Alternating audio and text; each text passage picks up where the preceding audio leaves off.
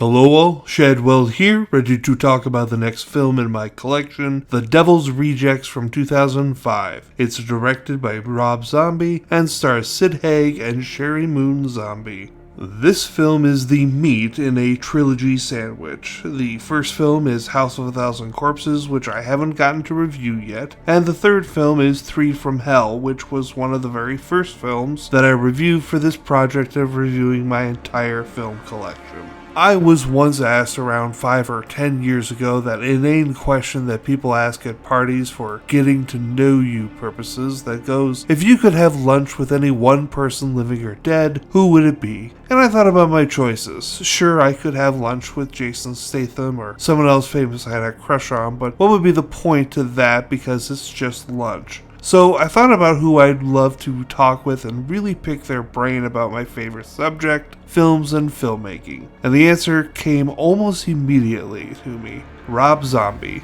I think I had just seen his 2012 film Lords of Salem, his favorite film of mine by the way, and so he was already on my mind. I don't know, I just get a sense that he would be interesting to talk about the subject as the knowledge of film he has that is shown just throughout his own films is vast. Okay, I took up a half the review talking about something barely related. Shit. Okay, The Devil's Rejects. And this film is crazy awesome. It blows my mind that we start the film with the titular rejects being very villainous bad guys that we despise, but less than 90 minutes later we're rooting for them to get through a police barricade and a hail of bullets. I honestly can't pinpoint the moment the switch is switched, but I think it has something to do with the scene where they're being tortured themselves.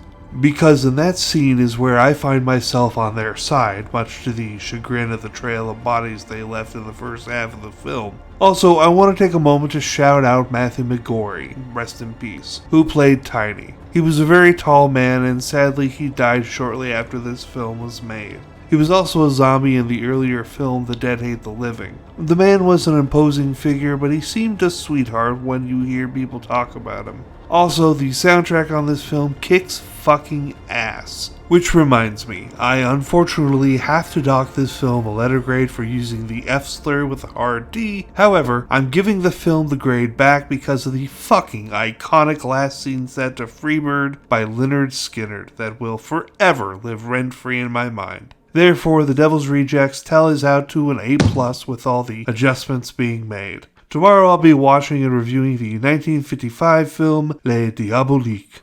See y'all then.